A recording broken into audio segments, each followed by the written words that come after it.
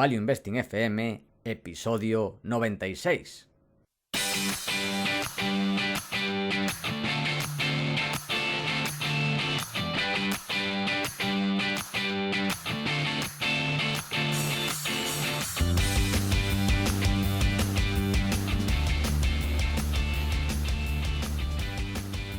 Hola, soy Paco Lodeiro. Bienvenido a Value Investing FM, el podcast semanal en el que te ayudaremos a sacarle partido a ese dinero que tanto cuesta ganar y ahorrar.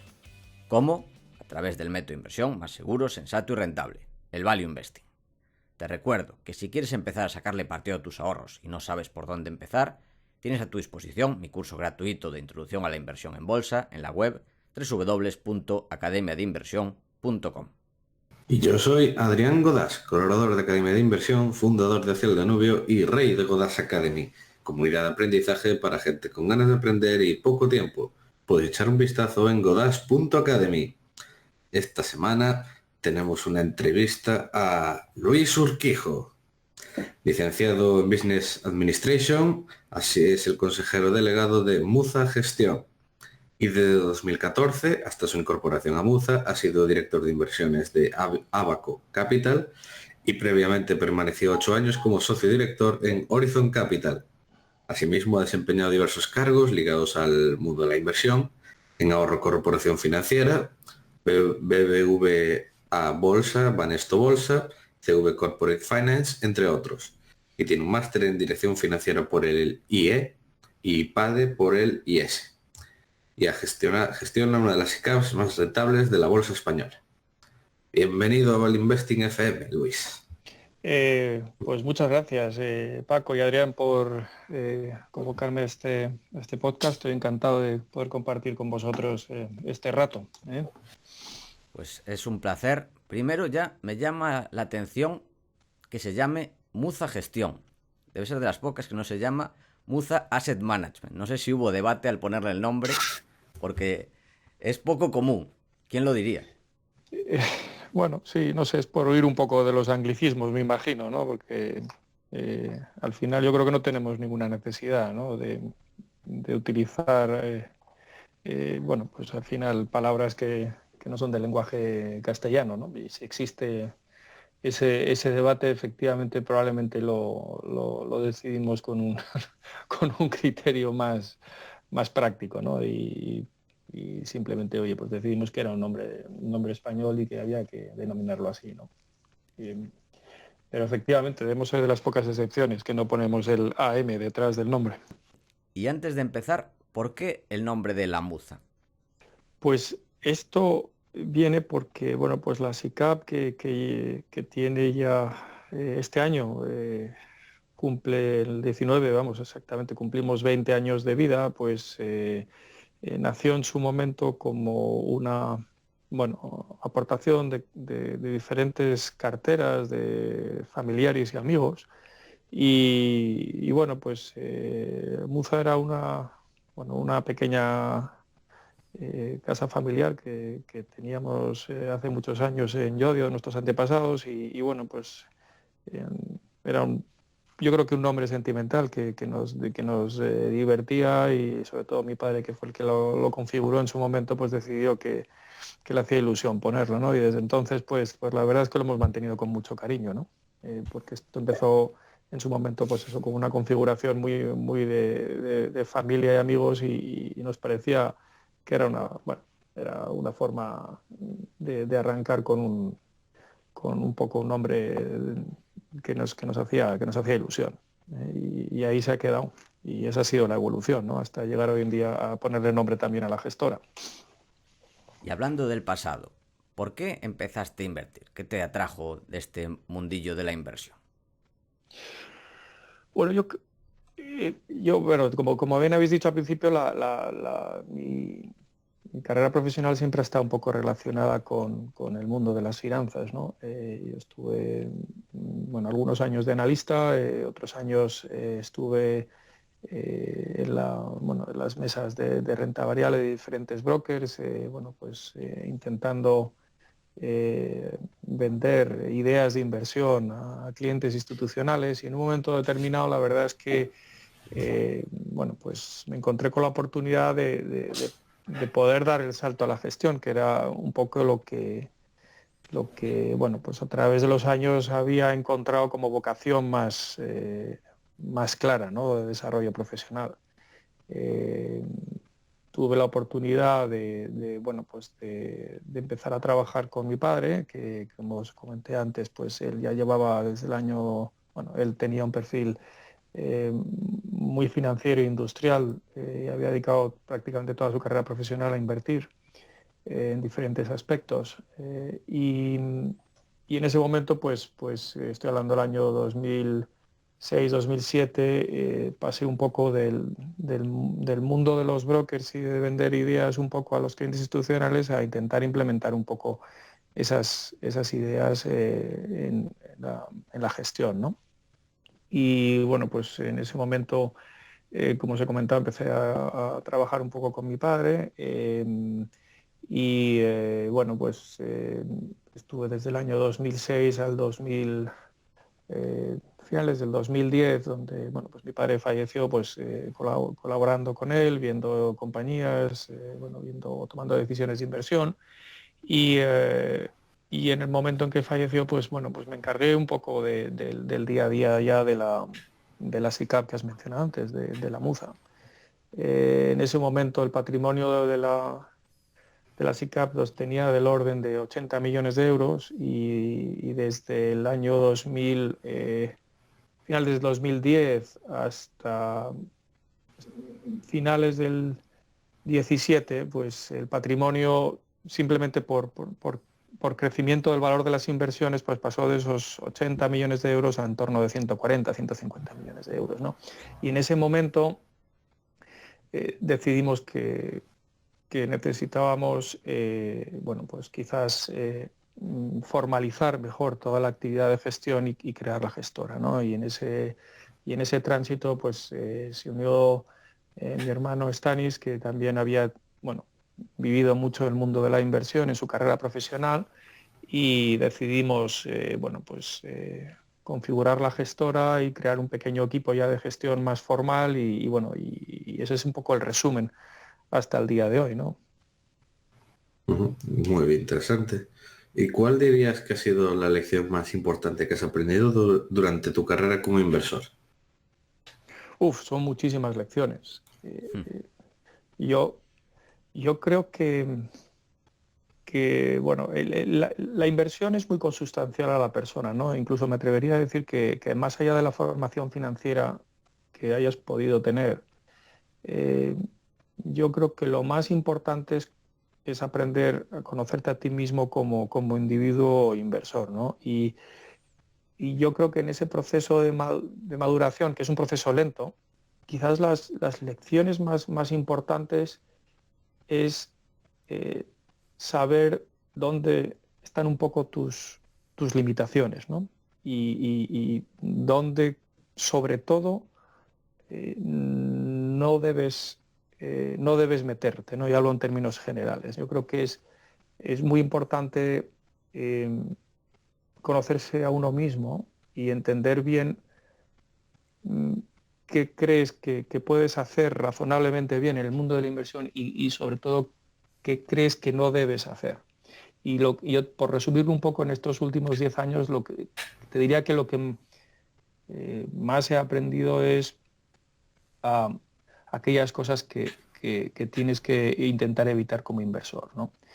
Fundamentalmente, y esto se resume a intentar minimizar la cantidad de errores a los que estás sometido diariamente, ¿no?, en la toma de decisiones cuando tienes que invertir en una u otra compañía.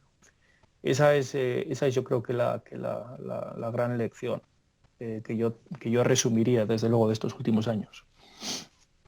Y esta forma o esta regla de evitar errores, ¿te ha llevado algunas reglas de, por ejemplo, qué tipo de compañías evitar, qué características evitar?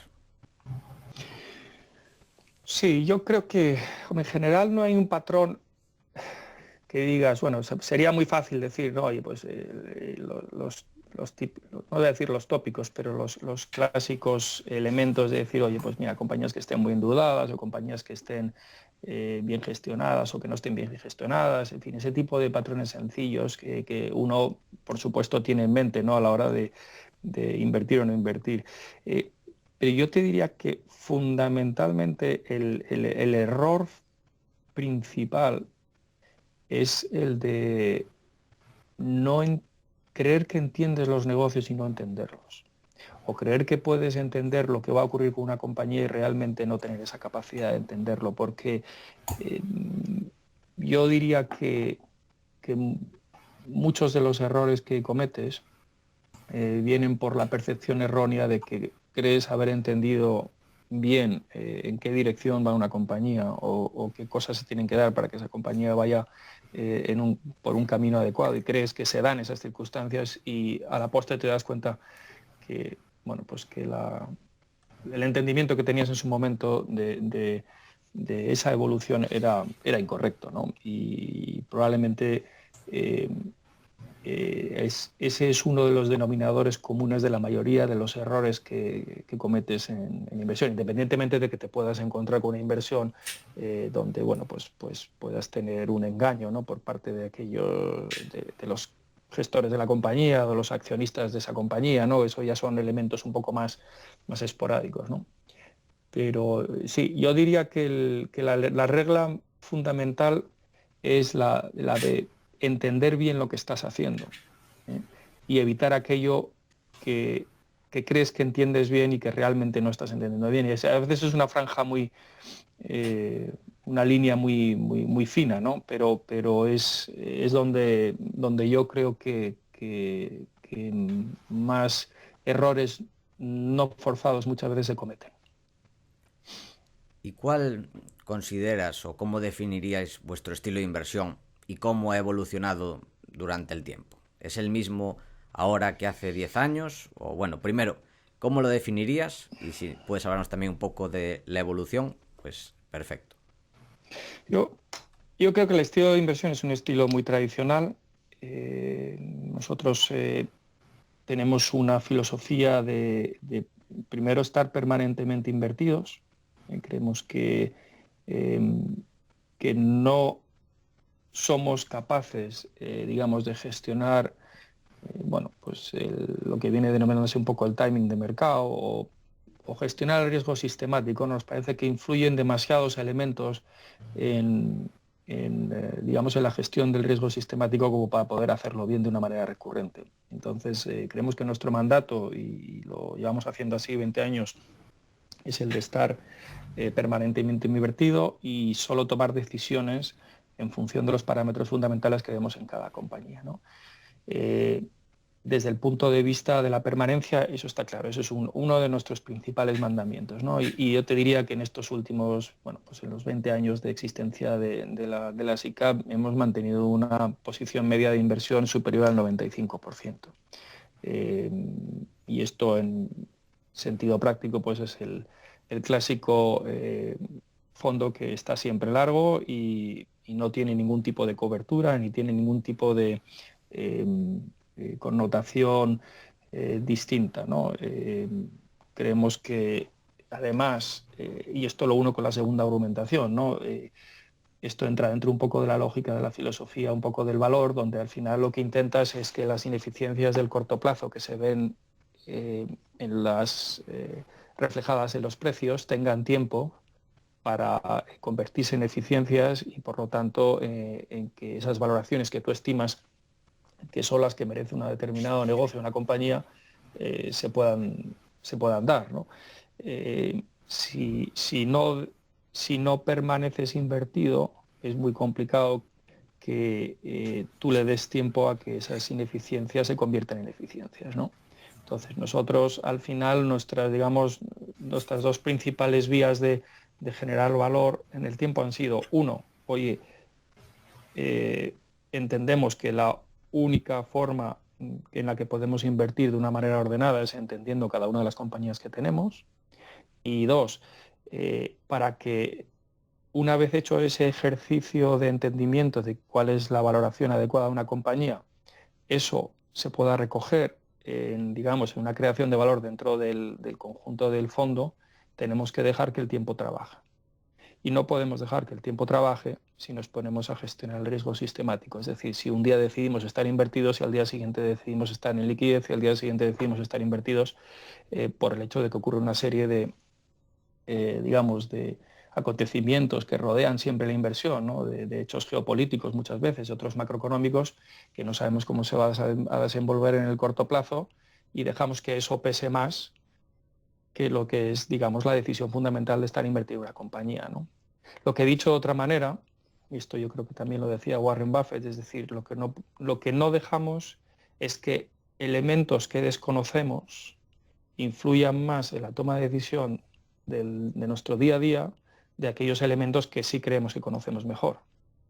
Y por lo tanto, como lo que desconocemos en general es los innumerables factores que afectan al riesgo sistemático de los mercados, pues anulamos, digamos, la toma de decisión en cualquier sentido relacionada con el riesgo sistemático, estando totalmente invertidos, y lo único que hacemos es tomar decisiones una a una sobre la base de las compañías que tenemos en nuestra cartera de inversiones.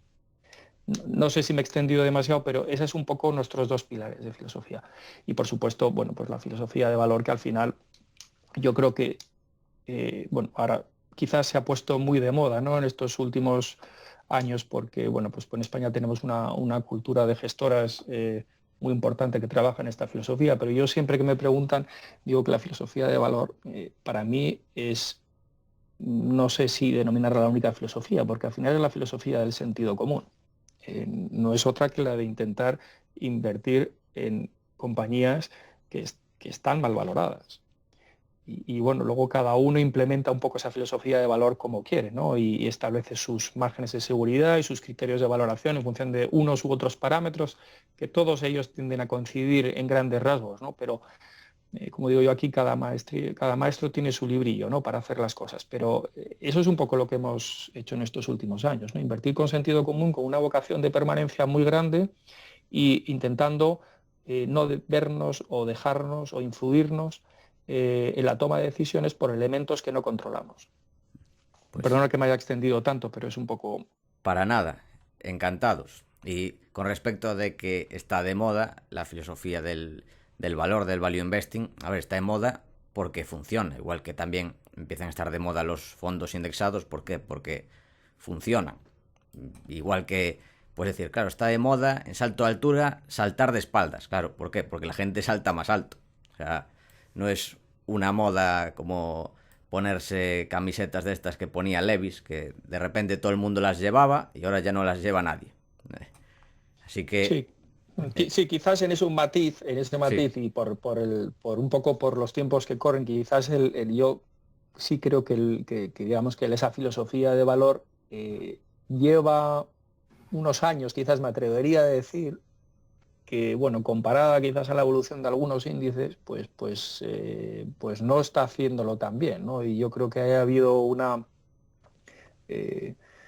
polarización de valoraciones y podemos, si queréis, hablar o no este tema, porque yo creo que es interesante y es un tema de actualidad también, ¿no? Porque hoy en día estás viendo cosas que están muy muy caras y que siguen poniéndose cada día más caras y que influyen mucho en la evolución de los índices, y otras que están muy baratas y que en muchos casos permanecen muy baratas y que quizás es donde más se concentra el valor en términos generales, y que no evolucionan a mejor, ¿no?, cuando los índices lo están haciendo, ¿no? Entonces ahí yo creo que una asimetría de valoraciones muy, muy fuerte. Y en ese sentido, quizás los fondos de valor más clásicos pues no lo están haciendo aparentemente tan bien como lo deberían hacer, ¿no? Y yo creo que esa es una deficiencia de mercado que algún día se va a romper, ¿no? Y que detrás de ella pues hay, como tú has indicado un poco, el tema de la moda de los ETFs, ¿no?, y de la gestión pasiva, ¿no?, y el enorme peso que tiene la gestión pasiva hoy en día, que está haciendo que muchas de estas corrientes de inversión en valor pues no estén dando los frutos que se esperan de ellas, ¿no? Pero quizás porque muchas de estas compañías de valor están, digamos, a la sombra o no entran dentro del, digamos, del mundo de la gestión pasiva, ¿no? Y bueno, pues si queréis eso luego lo tocamos, pero eso es un tema muy, muy, muy interesante. Sí, y además de esto, siguiendo con el tema de vuestro estilo de inversión, veo que os centráis mucho en España. Aproximadamente el 50% de la cartera la tenéis en España. No sé si siempre ha sido así, si ahora tenéis más en España, menos. Hemos hecho muchas cosas y la verdad es que la concentración geográfica no es por sí misma un objetivo, ¿no? Nace un poco bueno, pues como decía un poco al principio, ¿no? De los ámbitos de competencia que uno tiene y donde uno se encuentra cómodo, ¿no? Y es lógico que, bueno, pues que te encuentres más cómodo con lo que tienes más cerca y conoces mejor, ¿no? Y al final, una de las ventajas que tiene el poder invertir en renta variable es que puedes repetir muchas veces la misma inversión, ¿no? Una buena compañía se puede poner cara y barata muchas veces a lo largo de los años, ¿no? Entonces, cuando ya has hecho un ejercicio de conocimiento más o menos profundo, conoces los equipos de gestión, conoces los negocios más o menos bien, pues es lógico que acabes invirtiendo pues nuevamente en una compañía que ya en su momento estuviste invertido y que desinvertiste porque, bueno, pues porque la valoración ya no era atractiva, pero que hoy en día vuelva a estar atractiva y que quizás mañana no lo esté y vuelva a estarlo pasado mañana, ¿no? Entonces, eso es así. Cuando me preguntan un poco, decir, oye, ¿estás invertido en España y esto te da miedo o no te da miedo? ¿Te genera algún tipo de inquietud o ansiedad? Y digo, mira, la realidad es que estamos invertidos, sí, efectivamente, en muchas compañías españolas, aunque nuestra principal inversión a día de hoy, luego hablaremos de ella, es una compañía mexicana.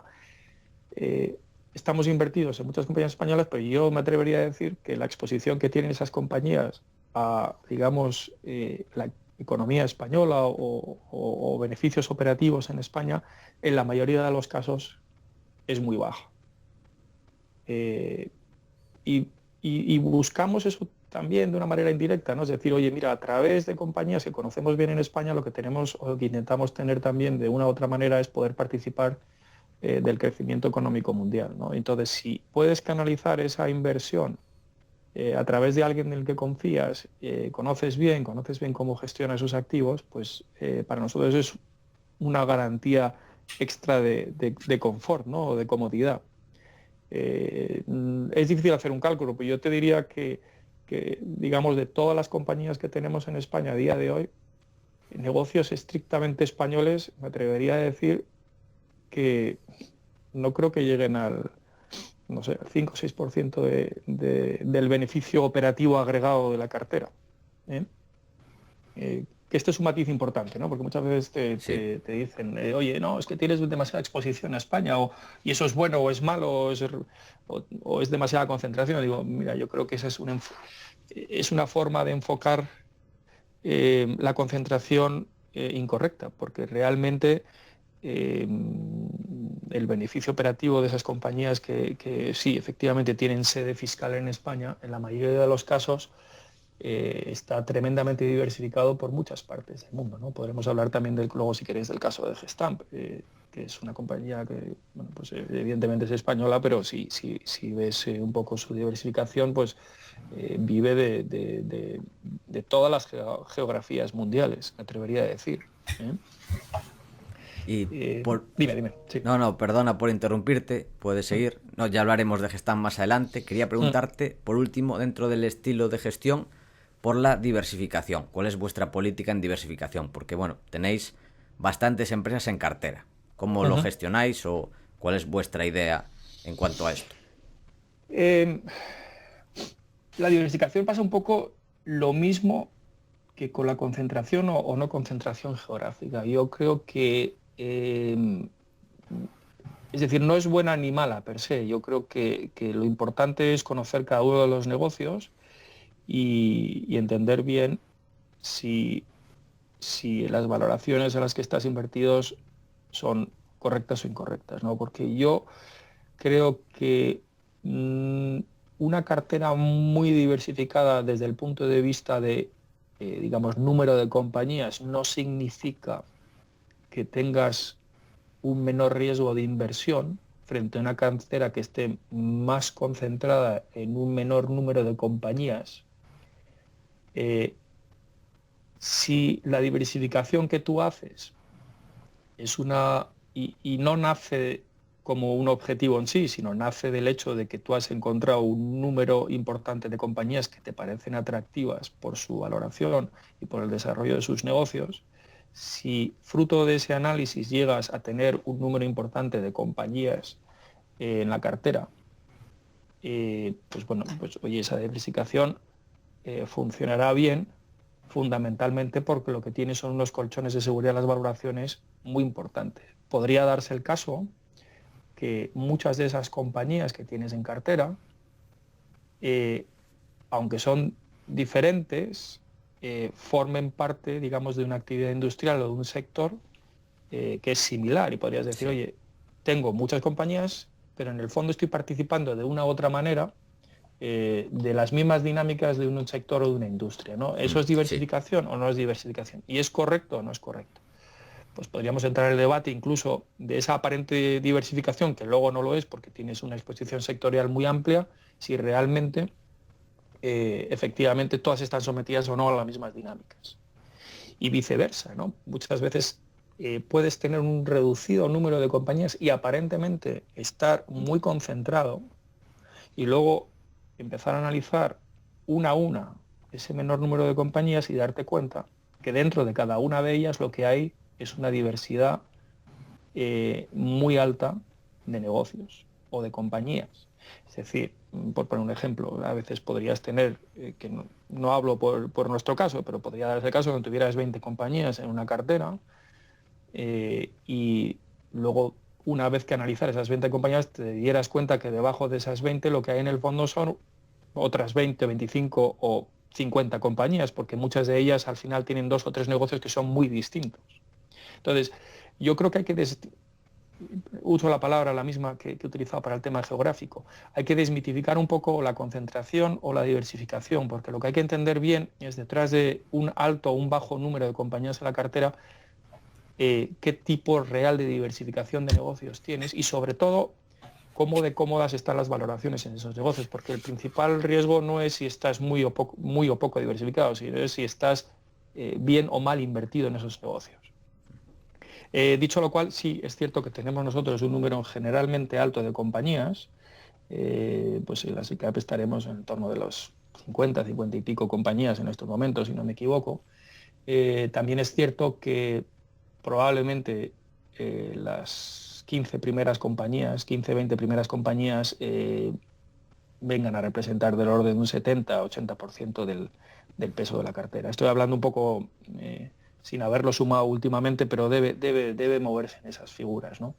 Y luego tenemos, como decimos nosotros muchas veces, pues un número de compañías que están en proceso de siembra, ¿no? Donde estamos empezando a conocer mejor los negocios, estamos siguiéndolas, y eventualmente pues esas compañías tenderán a subir de peso la cartera, y otras que eventualmente estás en proceso de salida, ¿no? Siempre hay una cola de compañías que están un poco en ese proceso de entrada o salida que configuran el resto, ¿no? Ahora lanzamos recientemente un fondo que tiene unos pocos meses de vida, y ahí hemos concentrado un poquito más digamos, las inversiones. Hemos reducido, yo creo que debemos estar en torno de 30 compañías, pero es esencialmente, digamos, el cogollo de inversiones que tenemos en la SICAP lo hemos llevado al fondo, ¿no? Con la idea de que, bueno, pues efectivamente tengamos un poquito, digamos, un mayor número o un menor número de compañías y un mayor nivel de concentración, entendiendo que esa concentración está muy diversificada a su vez. ¿Y por qué lanzasteis el fondo? ¿Por tema político? Porque teniendo la SICAP, pues bueno, es prácticamente lo mismo. Sí, ¿no? La idea, la verdad es que no o sea, ya sabes que las SICAPs en España están muy estigmatizadas. Sí, Yo creo el que nombre es horrible.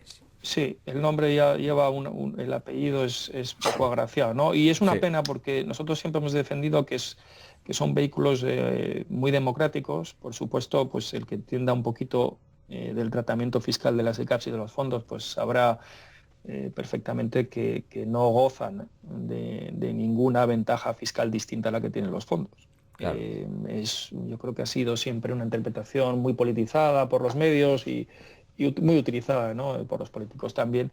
Es cierto es cierto, y yo creo que también hay que decirlo, que bueno, pues que en principio pues se utilizaron mucho como vehículos de inversión de carácter colectivo, pero realmente muchas de ellas pues no eran de carácter colectivo, ¿no? Porque te encontrabas con situaciones donde había un accionista que tenía un 95% del capital y 99 accionistas que tenían el otro 5%, ¿no?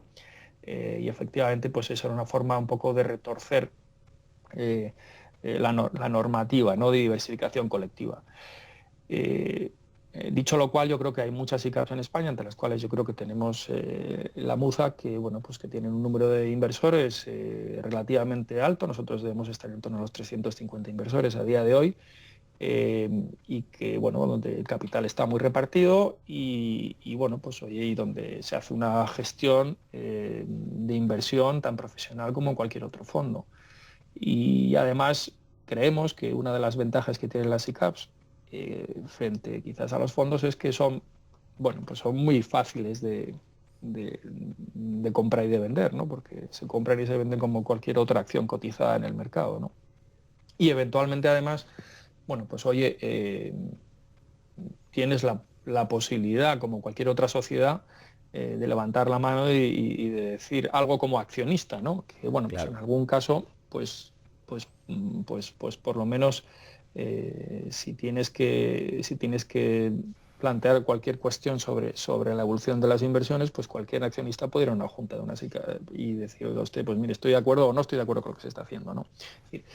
Y creo que además son vehículos que en Europa, como bien sabéis, pues funcionan muy bien.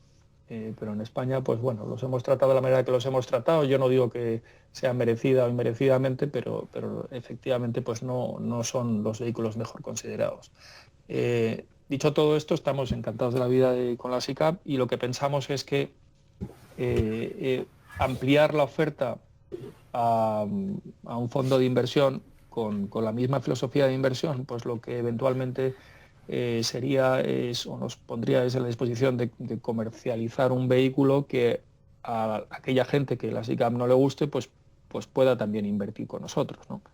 Y esa es un poco la idea, ¿no? Ir haciendo poco a poco con calma, desarrollando vehículos que comparten la filosofía de inversión y que permitan a distintos perfiles de inversores poder coinvertir con nosotros, que en el fondo es un poco la filosofía que tenemos en nuestra gestora, ¿no?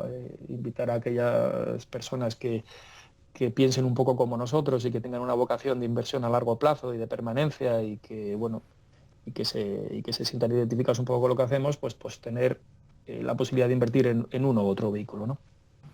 Perfecto. Bueno, Adrián, te cedo la palabra porque estoy yo aquí monopolizando a Luis, así que puedes preguntar. Avanzando de tema, ¿cuáles dirías que son tus fondos e inversores de referencia? Y Adrián, te falta decir lo de siempre. No has Sí, dicho lo de lo que hice siempre. sí, que valen de ahora, de siempre, de aquí y de allá. Pues hombre, yo la verdad eh, es que no hemos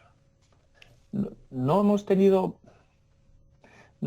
te lo digo vamos, lo digo con mucha franqueza, nunca hemos tenido una referencia de un eh, gestor determinado, ¿no? Evidentemente, pues en España yo creo que ha habido un claro precursor en la industria del value que fue Paco García Paramés, ¿no? Y yo creo que siempre ha sido un poco la referencia local, ¿no? Y luego, por supuesto, pues tenemos los clásicos grandes inversores de valor, ¿no? Empezando por supuesto, por Warren Buffett, ¿no? Y terminando por el que queráis, porque voy a reiterar muchos nombres que habrán salido en estos podcasts en diferentes conversaciones, seguros, ¿no? Eh, y yo, como, no tanto como fondo, sino como filosofía un poco de gestión, aunque, bueno, pues no hacen exactamente lo mismo que hacemos nosotros, pero yo siempre lo he considerado una forma de pensar muy interesante ha sido Howard Marks. Yo te diría que, por lo menos para mí, ha sido uno de los elementos guía a la hora de entender muy bien lo que significaba invertir y y pensar a veces de una forma diferencial, ¿no? Yo creo que Howard Marks es un maestro de tratar el pensamiento inversor y la psicología inversora, ¿no? Y en ese sentido, yo te diría que soy más de corrientes de pensamiento que de fondos o de gestores de fondos concretos, ¿no? No sé si es una forma de contestar la pregunta que me has hecho, pero es que es realmente lo que pienso. Por supuesto, bueno, pues hemos leído todos mucho a Peter Lynch y la forma de gestionar de Peter Lynch, que en el fondo, pues yo creo que ha sido también una guía muy importante para todos los que invertimos a largo plazo y de manera permanente, ¿no?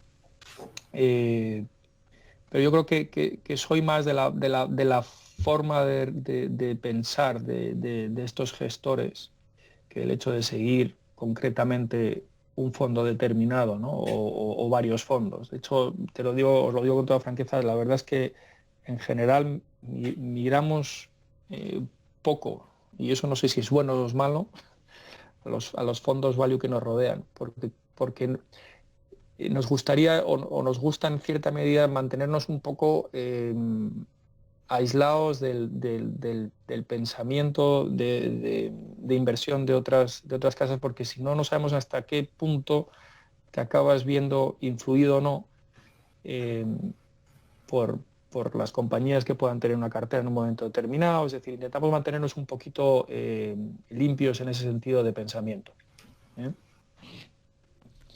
Y Perdona bueno, que me he vuelto a extender un poco demasiado quizás con este tema. aquí nos encanta que te extiendas, así que por eso no hay problema. Y bueno, podemos seguir comentando las 3 de inversión de alguna de vuestras principales posiciones, que llama la atención la primera posición con respecto al resto, porque entre las principales posiciones suelen estar en el torno del 5%, pero Qualitas está casi al límite, está en el 9 y pico por ciento. Sí, bueno, de hecho ya está por encima del 10. Sí, wow. No sé cómo queréis que enfoque un poco el tema. Yo, la verdad es que esta es una de las excepciones que mencionaba antes, ¿no? que hablábamos un poco de la presencia que teníamos en España generalmente. La verdad es que Qualitas es una inversión que viene más o menos del año 2014, empezamos a hablar con ellos en el 2014, en un foro aquí en Madrid, en foro de la TIBEX, curiosamente. Y la verdad es que lo primero que hay que decir es que esto es un negocio asegurador Sí. y fundamentalmente es un negocio, asegurador de autos, ¿no? Y como bien sabéis, pues los negocios aseguradores bien gestionados pues tienen unas características que son estupendas, ¿no? En general, pues son negocios que no requieren capital o que requieren muy poco capital. Son negocios que además te permiten disponer de unas posiciones de liquidez o de caja muy importantes porque tienes, digamos, las primas a tu disposición. Y eso te permite utilizar el famoso float en tu beneficio, ¿no?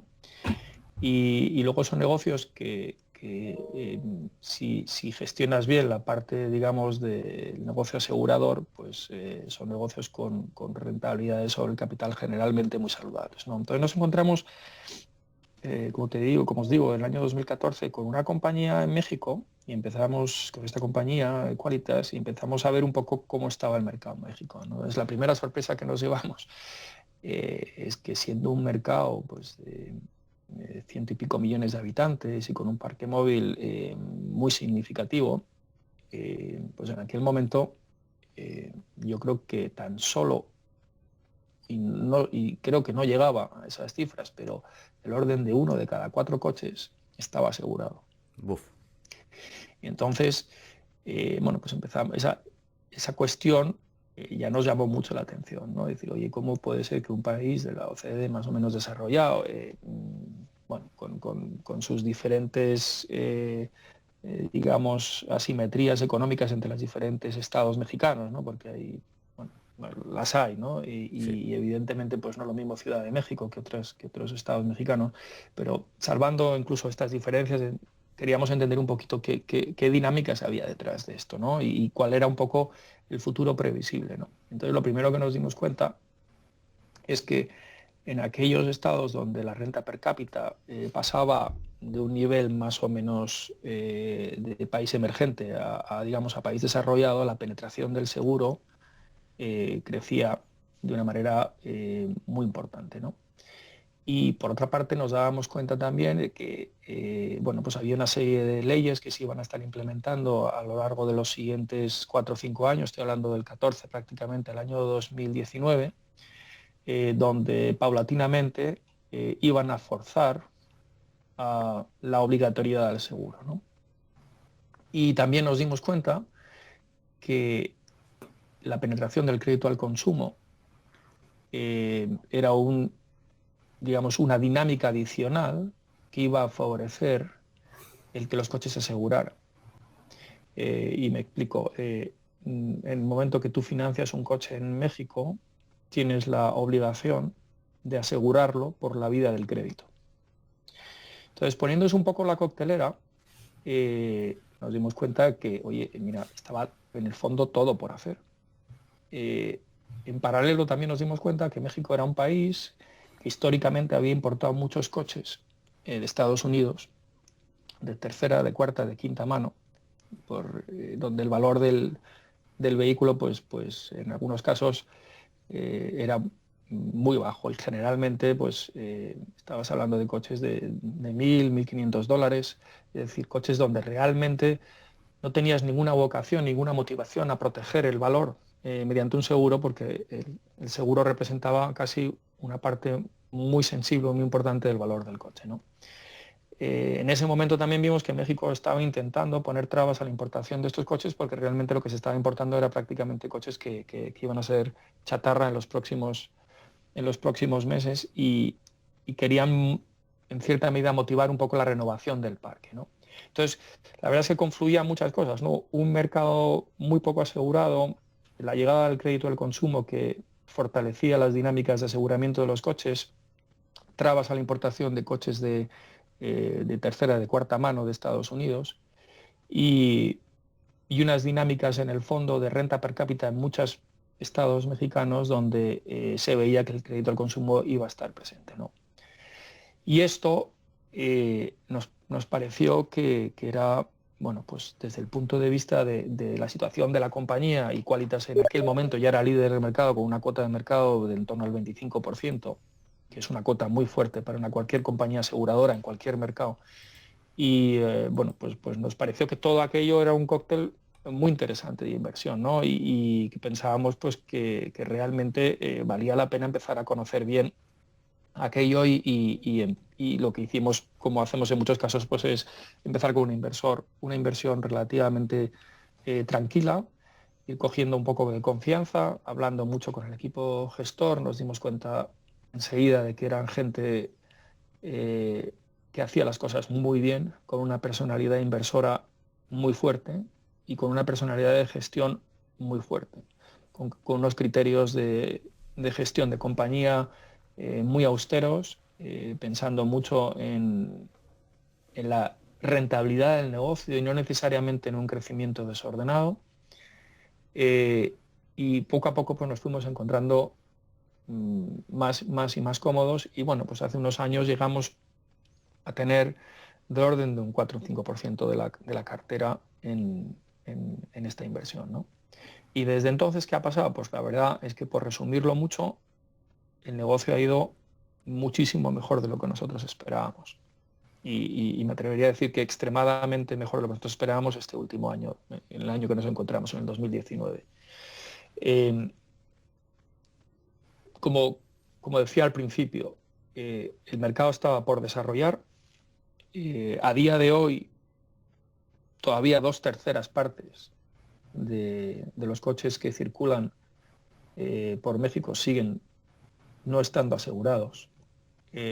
La ley teóricamente te obliga a asegurar, pero realmente nadie, desde el punto de vista del gobierno, está forzando a que ese cumplimiento de la obligatoriedad del seguro se esté llevando a cabo, ¿no? Para ponernos un ejemplo práctico, si te paran y no tienes seguro, te ponen una multa, y si en un plazo de unos días vas y te das de alta, mandas que tu póliza de seguro y te quitan la multa, con lo que realmente, digamos que lo que dicen los americanos que llaman el enforcement, ¿no? La obligatoriedad no la están motivando las leyes, sino que la está motivando el crédito al consumo. El crédito al consumo ha subido mucho y todas las financieras que están financiando la venta de coches nuevos obligan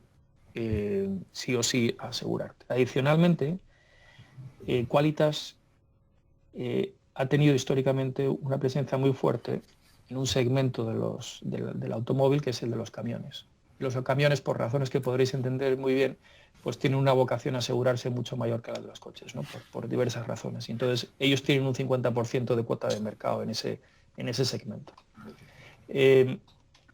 A día de hoy, ¿qué es lo que vemos? Pues vemos una compañía, y esto lo explico muy brevemente, que tiene unos retornos del capital cómodos del 25%.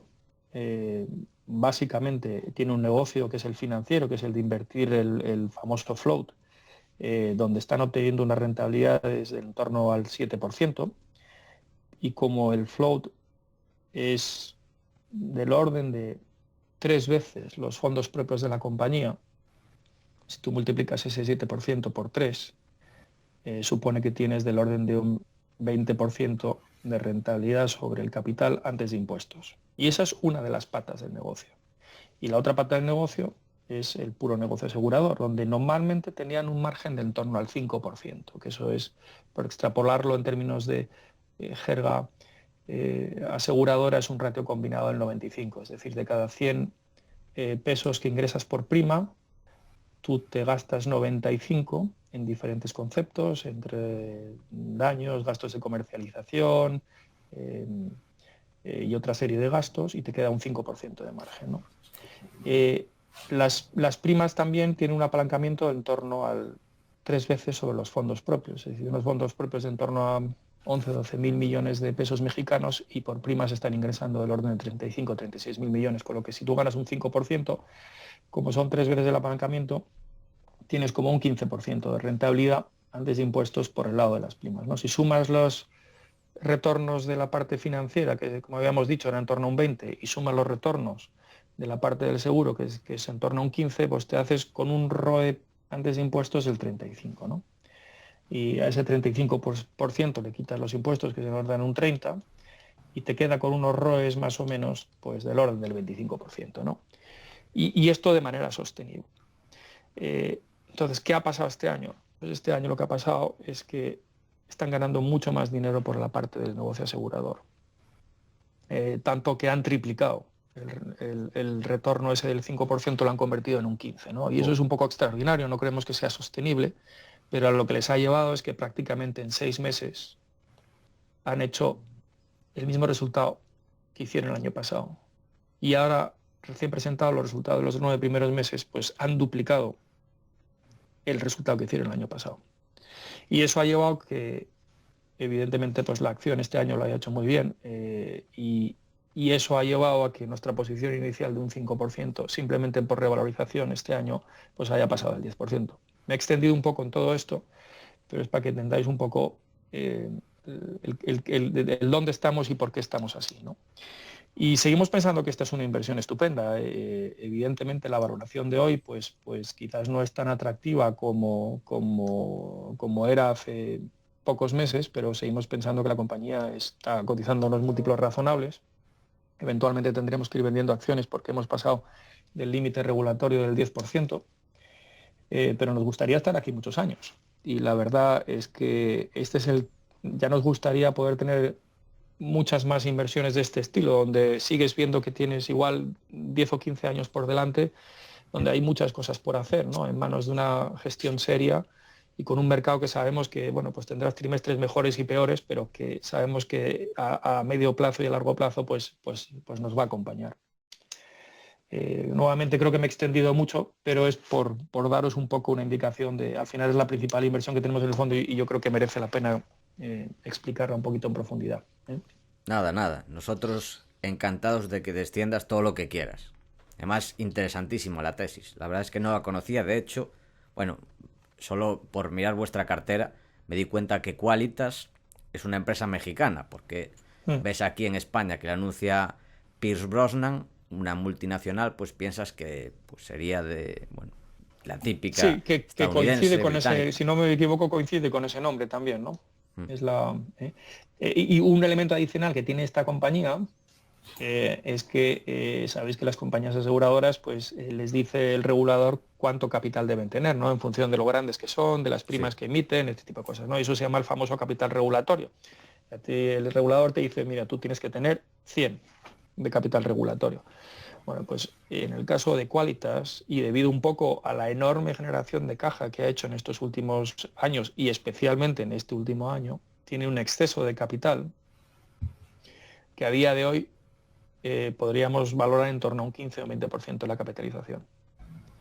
Y ese exceso de capital es la cifra que nosotros calculamos por encima no solo del capital regulatorio, sino del capital que ellos se encuentran cómodos, ¿no? O sea, el regulador le dice a Qualitas, mire, usted tiene que tener 100, entonces Qualitas dice, bueno, mire, yo no voy a tener 100, voy a tener 150.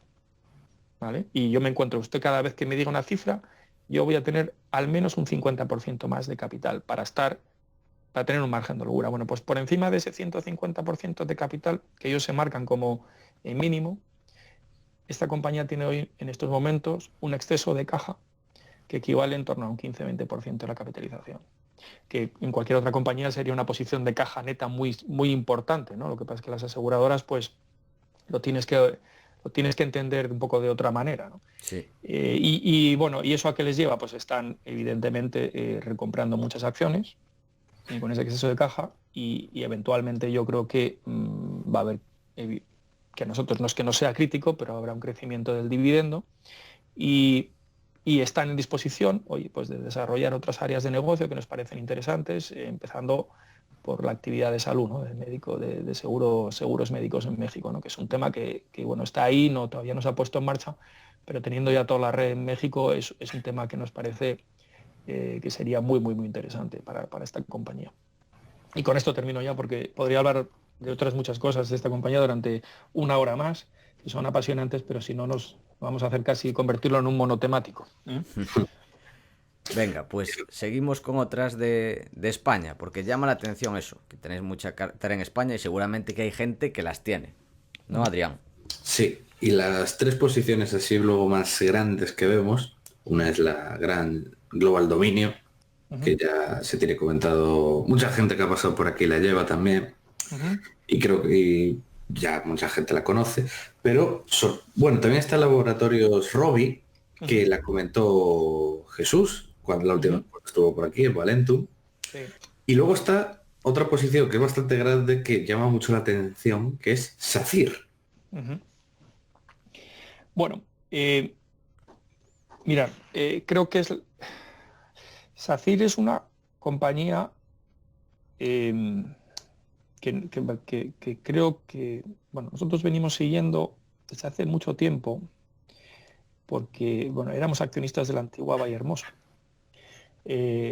Y esta es una posición que fue muy bien y luego, por diversas razones, pues tuvo muchas complicaciones y nosotros hemos tenido acciones durante muchísimos años, ¿no? Y eso fue eventualmente en un momento determinado un error de la cartera, ¿no? Y esos errores bueno, pues que quizás por omisión pues no actuamos debidamente en su momento, ¿no?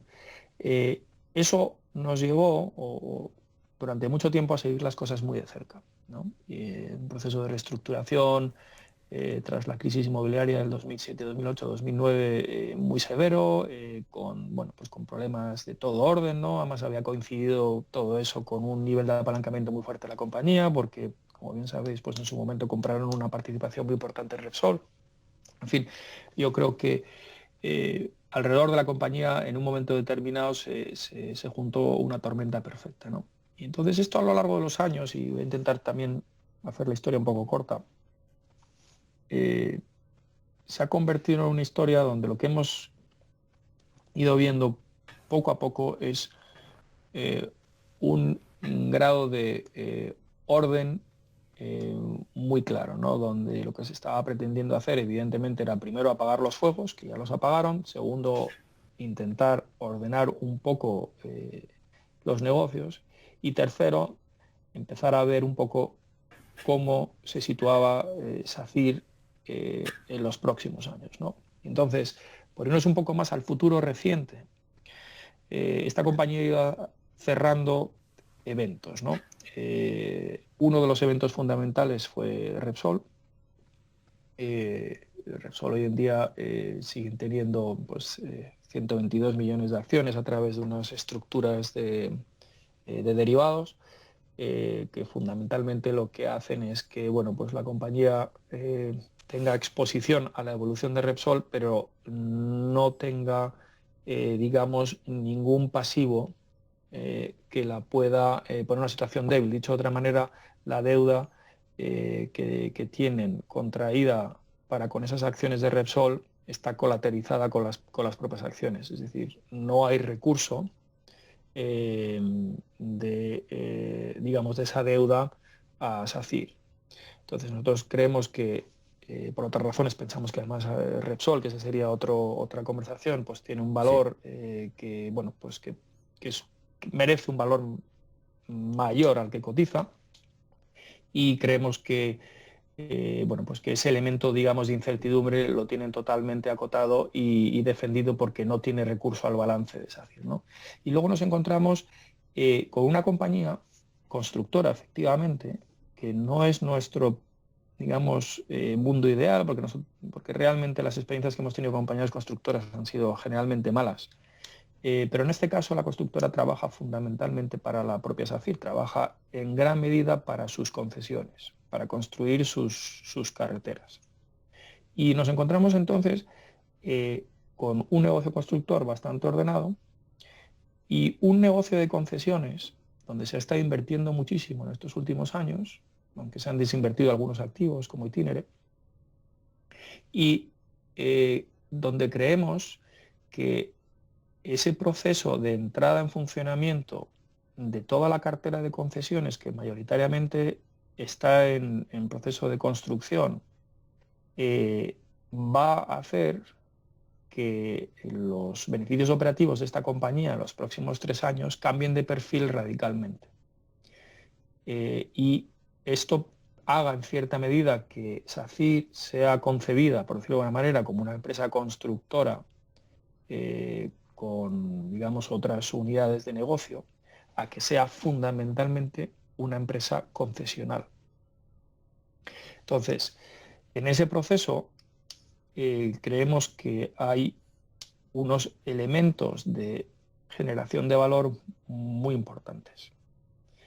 Hoy en día, ¿qué ocurre? Pues mira, hoy en día creemos que la compañía, y quizás hoy ya no tanto, pero desde luego hace un año era así, la compañía seguía estando muy estigmatizada. Era una compañía que la gente no la miraba, y no la miraba, entre otras cosas, porque lo primero que aparece es que SACIR en el holding pues tiene una cantidad de deuda con recurso importante, que es del orden de 1.000 millones de euros, que es una cifra pues, evidentemente muy relevante, y eso ya te, digamos, asusta como inversor, ¿no? Porque dices, bueno, yo estoy con una constructora que tiene esta cantidad de deuda arriba, con una participación en Repsol, con una área de concesiones que requiere además en estos momentos un nivel de inversiones muy importante, quizás con un área de servicios que es la parte más estable, bueno, pues que es valoriza, bueno, pues no entiendo, sí, no entiendo muy bien el todo,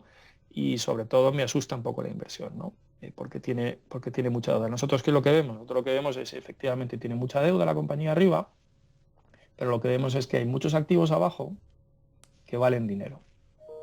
Y por lo tanto, lo que tenemos que es ajustar bien, a día de hoy, cuál es la la capacidad de reducir esa deuda si se van rotando adecuadamente los activos. Entonces empezamos a ver cosas y decimos, oye, pues mira, de esos 1.000 millones de euros que tiene de deuda, si valoramos hoy un poco la estructura de Repsol, pues la estructura de Repsol les podría dejar entre 200 y 300 millones de euros de plusvalías. Si la liquidaran hoy, que no la van a liquidar por una serie de razones, pero si la liquidaran hoy podríamos quitar esto. Si empezamos a ver los activos de Valoriza, pues hemos visto transacciones similares de grupos constructores españoles, activos de servicios y de gestiones de agua, que se pagan unos múltiplos relativamente atractivos. Oye, pues mira, aquí hay otra fuente de valor que eventualmente se podría rotar y dejaría unas plusvalías importantes para poder reducir deuda. Si seguimos hacia abajo, vemos que efectivamente el crecimiento de beneficio operativo que va a venir de las concesiones en los próximos años, y se tiene una muy buena visibilidad sobre ellos porque la mayoría de estas concesiones funcionan sobre la base de unos ingresos preestablecidos, es decir, en la mayoría de ellos no hay riesgo tráfico, pues vemos claramente que va a haber un salto muy, muy significativo en la generación de EBITDA que viene de estas concesiones en los próximos años. Entonces, si valoramos un poco el momento, el estado actual de la SACIR de hoy con lo que puede ser el estado de la SACIR del 2021-2022, creemos que hay un proceso de transformación que va a aflorar mucho valor. Y bueno, pues hemos empezado a ver ya unas primeras actuaciones que van en esa línea, ¿no? Hace pocos días pues, se anunció la venta del 49% que tienen en una concesión que es una autopista que llega a Málaga, es la autopista de las Pedrizas, ¿no? Han vendido a unos múltiplos muy atractivos esa inversión y les va a permitir utilizar gran parte de la plusvalía para reducir deuda arriba. Nosotros creemos que esta tónica va a ser la que acompañe a la compañía en los próximos 18 o 24 meses, es decir, ir rotando algunos activos que van madurando para reducir deuda y al mismo tiempo van a aparecer una cantidad adicional de beneficios que vienen de las concesiones. Y eventualmente veremos algún día también, pues yo creo que la liquidación de una parte importante de las plusvalías que hay en Repsol.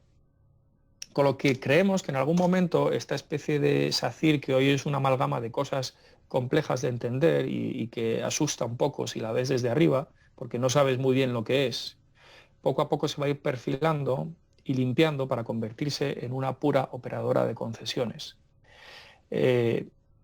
Podríamos entrar un poco en el detalle de los números, pero esto requeriría por lo menos otra media hora. Entonces, por resumirlo mucho, en ese proceso nosotros creemos que se pueden generar del orden de unos 1.000 millones de euros más de valor en la compañía.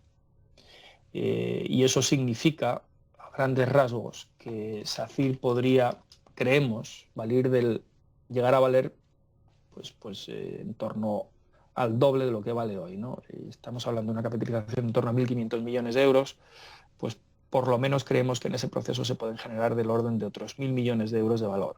Y gran parte de esa generación de valor viene por el hecho de que estas compañías que están aparentemente tan apalancadas, cuando tú quitas un euro de deuda, generalmente ese euro de deuda se convierte en más de un euro de valor en el equity o en los fondos propios, porque no solo estás quitando un euro de deuda, sino que estás quitando o estás, digamos, disminuyendo mucho el riesgo conceptual de la compañía, ¿no?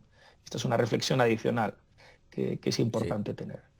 Y yo ya creo, por un poco cómo se está comportando la acción estos últimos meses, que el mercado poco a poco se está empezando a dar cuenta de esto. Empezamos a leer cosas de analistas que ya empiezan a entender que esto está ocurriendo. Hasta hace poco, además, era una compañía que, aunque estaba cubierta por los analistas, pero yo creo que seguía siendo, digamos, un bicho un poco estigmatizado y no acababan de tener confianza. Y yo creo que ya esa confianza está empezando a volver. Creemos que eso es un proceso de 2 años, al menos, pero creemos que en ese proceso de 2 años eventualmente hay una capacidad de generar una cantidad de valor muy importante. Y enlazando con esto, también tenéis Repsol, tenéis otra posición de entre las primeras.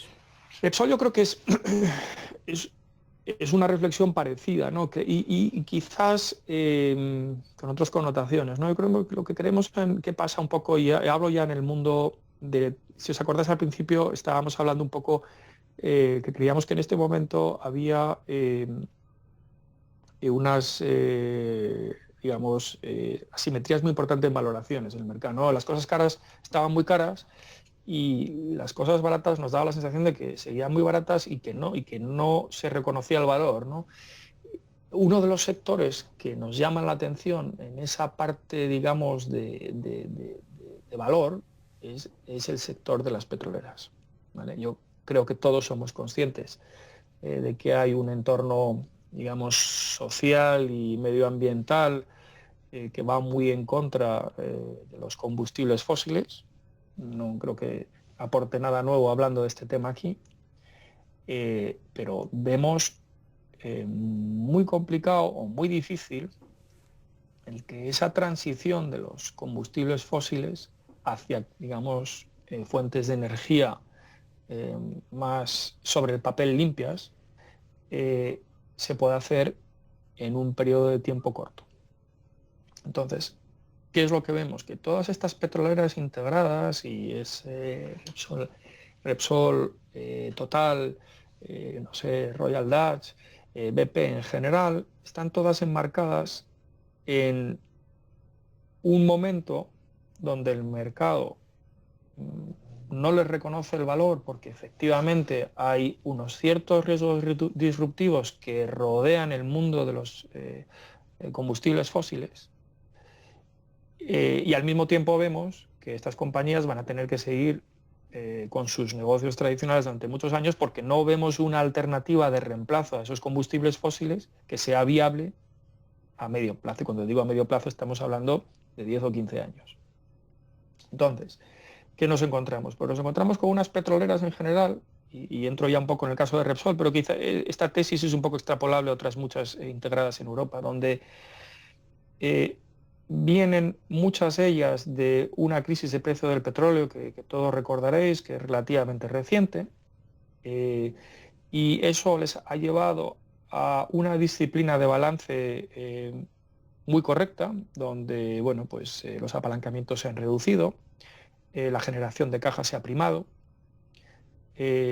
los, digamos, planes de inversiones en, digamos, desarrollo de nuevas reservas, lo que viene denominándose el upstream, pues se han moderado o se han, digamos, maximizado, y lo que se está haciendo fundamentalmente pues es tener a las compañías en una posición saludable para poder ir diversificando poco a poco sus fuentes de ingresos en los próximos años. Y en paralelo te encuentras con una generación de caja muy atractiva, que en el caso de Repsol, desde otro punto de vista, es de doble dígito con respecto a la capitalización actual, que te permite obtener una rentabilidad por dividendo muy razonable y recomprarte una cantidad importante del capital todos los años. Creemos que esto va a seguir siendo así una temporada larga, porque la verdad es que no creemos que el contexto, digamos, de dudas generales que existe sobre esta industria se vaya a disipar, pero al mismo tiempo creemos que la fuerte generación de caja que tienen estas compañías van a permitir que el que invierta hoy esté implícitamente comprando un negocio que le va a remunerar de una manera muy atractiva, porque en general vemos que la generación de caja de estas compañías pues no está muy sometida a riesgos elevados, porque los márgenes de refino son muy saludables, porque los márgenes del upstream o de la parte de exploración son razonables, porque no tienen problemas de balance ni porque pueden disponer de la mayoría de esa caja para remunerar muy holgadamente al accionista, ¿no? Entonces, donde tienes compañías que se han comprimido las rentabilidades por dividendo a unos múltiplos, yo me atrevería a decir, ridículos, ¿no? Y en el caso de los digamos, sectores más defensivos o aparentemente defensivos, pues te encuentras compañías que te están dando rentabilidades por dividendo del 1,5, del 2% si llega. Pues tienes compañías como el caso de Repsol, que entre los dividendos y la recompra de acciones, pues estás obteniendo rentabilidades de doble dígito. Y francamente creemos que esto es una inversión de una margen de seguridad muy razonable. Y bueno, pues probablemente no es una compañía que puedas decir que vale el doble, pero desde luego si esto sigue siendo así, te puedes encontrar que al cabo de 2 o 3 años la compañía se haya recomprado en torno a un 15% de las acciones y hayas estado obteniendo rentabilidades medias anuales de en torno al 10%. Y nosotros es un poco nuestro ámbito de retorno, nuestra motivación de retorno en la cartera que gestionamos, es intentar alcanzar rentabilidades compuestas del orden del 10%, que es un poco lo que hemos venido haciendo estos últimos 20 años. Y esto cuadra muy bien con la tipología de compañías con las que nos encontramos cómodos y nos parece que tienes un colchón de valoración muy razonable. Me he vuelto a extender un poquito más de lo que toca. Yo, ¿Eh? yo quiero hacer un comentario. Sí. Como gran amante del energy y del oil and gas, estoy de acuerdo con lo que dijiste de cómo cambia mucho la industria con la caída y tal. Yo quiero pero saber por qué Repsol y no otras como puede ser IPCO, por ejemplo, o la Rosa Negra, Perdón, te perdí justo. IPCO. o la Rosa Negra, la Gran Rock Rose. Pues mira, la tercera no la conozco y por lo tanto no puedo hablar de ella. IPCO sí la conocemos y estamos invertidos y tenemos, tenemos un porcentaje de la cartera razonable, ¿no? Como bien sabes, IPCO no es una compañía petrolera integrada, es decir, ellos son fundamentalmente una compañía de exploración y lo que vende son barriles, ¿no? Creemos que es un perfil distinto al de Repsol, que a nosotros nos parece muy interesante y de hecho estamos invertidos. Actualmente yo creo que debemos estar entre un 2,5 o un 3% de la cartera en estos momentos invertido en IPCO. Nos parece que está gestionada por gente muy competente, como es la familia Lundin, y nos parece que hay una distorsión entre el valor de la compañía y el valor de las reservas muy importante. Entonces, ¿qué elemento diferencial tienes, por contestar un poco a tu pregunta, entre una Repsol y una IPCO? Pues con una IPCO lo que estás haciendo es metiendo más peso en la parte de upstream. Es decir, estás, digamos, haciendo un cóctel de petroleras y tienes Repsol y tienes IPCO, donde, bueno, pues en una Repsol tienes quizás más equilibrado la parte del negocio que viene de upstream, la parte del negocio que viene de downstream y la parte del negocio que viene de marketing, que son las gasolineras, y luego la parte de petroquímica. Y aquí lo que estás haciendo es apostar por un operador puro de exploración.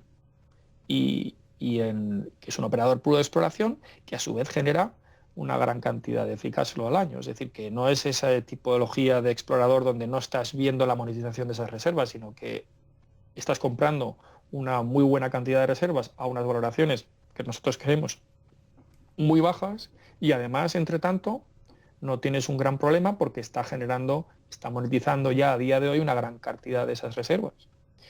Entonces, yo no creo que la pregunta sea por qué un Repsol sí o un IPCO no. Yo creo que es que puedes combinar ambas cosas perfectamente.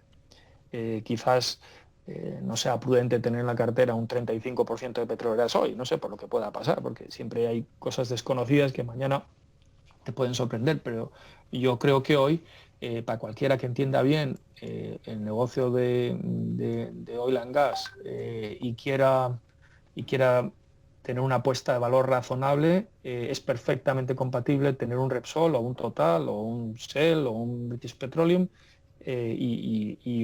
y alguno de estos nombres que has mencionado tú.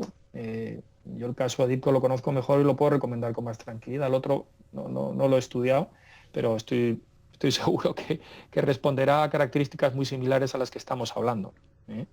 Y yo creo que es uno de esos sectores en general poco queridos. De hecho, IPCO anunció recientemente con la publicación de resultados, pues que iban a empezar a recomprar acciones, ¿no? Han hecho un plan de recompra ya, si no recuerdo mal, del 7%, ¿no? Están implementando y la acción evidentemente pues lo ha empezado a recoger. ¿Por qué? Pues porque es evidente que generas un valor inmenso cuando el mercado no te está reconociendo lo que valen tus reservas y tú, que las conoces razonablemente bien, entiendes que mejor cosa hacer que empezar a invertir en ti mismo, ¿no? Y yo creo que lo estás viendo en general, ¿no? ¿Quién está siendo la contrapartida natural en la mayoría de estas petroleras? Eh, Al poco interés que tiene el mercado por ellas, pues ellas mismas con su plan de recompra de acciones. Y los planes de recompra de acciones no siempre son positivos, porque hay algunas compañías que se ponen a recomprar acciones a niveles de valoraciones que no tienen ningún sentido, pero es que en este caso es que es evidente que generas acreción y valor desde la primera acción que recompran. Pues tienes que decirle a Luis y a Chus de Valentum, que los tenéis ahí al lado, estáis en el mismo edificio, mismo piso. Compartimos café todos los días. Pues que en el próximo café que os hablen de Rock Rose. Pues lo trataremos. Unas poquitillas por ahí. Lo trataremos. Y bueno, para terminar, comentando la cartera, si nos puedes comentar un poco la tesis de Gestamp, que quizá es otro ejemplo de estas empresas, que es española, pero más bien es global. Pues Gestamp, yo creo que es una compañía que evidentemente está inmersa en el mundo de la automoción, y como estamos hablando de sectores que están inmersos en eventos disruptivos, pues este es otro de ellos, ¿no? Yo creo que, vamos a ver, por empezar por lo primero, ¿no? Gestamp yo creo que es una empresa muy seria, muy bien gestionada, con un control, como bien sabéis, familiar desde hace muchos años, y con gente que yo creo que hace las cosas con mucho sentido común, ¿no? Gestamp ha estado inmersa en un proceso de crecimiento orgánico muy intensivo estos últimos 3 o 4 años.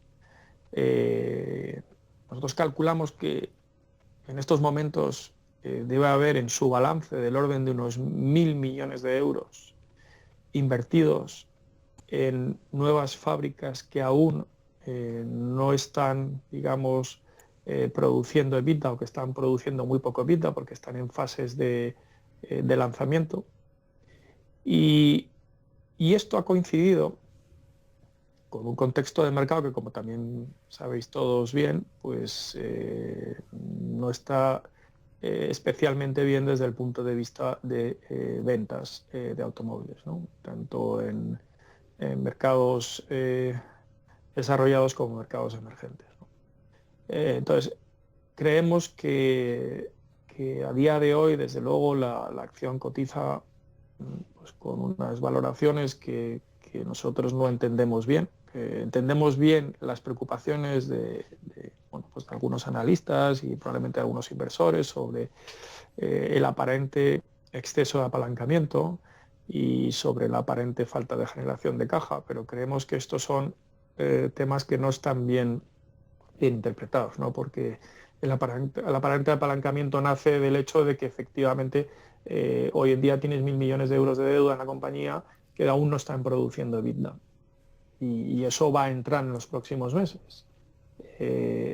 Como también es cierto que en los próximos meses el nivel de inversión en nuevos proyectos de crecimiento pues va a disminuir significativamente, y creemos que efectivamente a corto plazo pues la compañía no va a poder maximizar toda su capacidad productiva porque los volúmenes de ventas de automóviles pues no están donde deberían estar, y que eventualmente además eso puede estar así alguna temporada, pero aún así creemos que esta compañía va a recoger un crecimiento orgánico fruto de una mayor penetración de mercado que ha nacido del hecho de haber estado ganando cuota de mercado en diferentes geografías y en diferentes clientes a lo largo de los últimos años. Y nuestra percepción es que desde luego la compañía va a ser capaz de generar caja libre en cuanto levante el pie del acelerador de las inversiones, y eso es un tema que lo vamos a ver en los próximos meses. Nosotros la verdad es que pensamos que esta compañía, en el momento que normalice la generación de caja y que la gente vea que efectivamente los negocios se estabilizan un poco y el nivel de exigencia de las inversiones disminuye, pues va a aparecer una generación muy razonable de caja que va a permitir entender que la valoración actual yo creo que es muy incorrecta. No sé cómo de correcta será la que merezca, pero creemos que desde luego es una compañía que perfectamente podría justificar valoraciones de 6-7 euros si las cosas van por el camino que nosotros creemos. Yo creo que es un tema en que se han unido sentimientos muy negativos de la industria con quizás un momento de la compañía donde le lucen muy poco aún las inversiones o el esfuerzo inversor que ha hecho en estos últimos 2 años. No vemos tampoco que los riesgos disruptivos de la industria, y podríamos también dedicarle un poco de tiempo a este tema, pero sobre si el vehículo eléctrico o el no eléctrico o el híbrido va a ser el que predomine en los próximos años, le vayan a cambiar mucho la forma de monetizar su negocio, porque al final los elementos o las partes que ellos venden del automóvil son tan válidas para un vehículo de combustión como para un vehículo híbrido como para un vehículo totalmente eléctrico. Y bueno, pues en ese sentido yo creo que que los riesgos de negocio disruptivo a corto plazo para esta parte de la industria auxiliar de la automoción, que es la industria del estampado, no son ni mucho menos preocupantes. Y bueno, pues esta compañía, nosotros creemos que en el momento que normalice un poquito los free cash flows, se deberían ir desde luego cómodamente por encima de los 300 millones de euros. Y la capitalización actual yo creo que está en torno a los 2.400, 2.500 millones de euros. Digo cómodamente por encima de los 300 millones de euros porque es un escenario muy, muy mínimo que nosotros asumimos. Por lo tanto, yo creo que en los próximos meses veremos cómo esto se va a ir dejando ver, ¿no?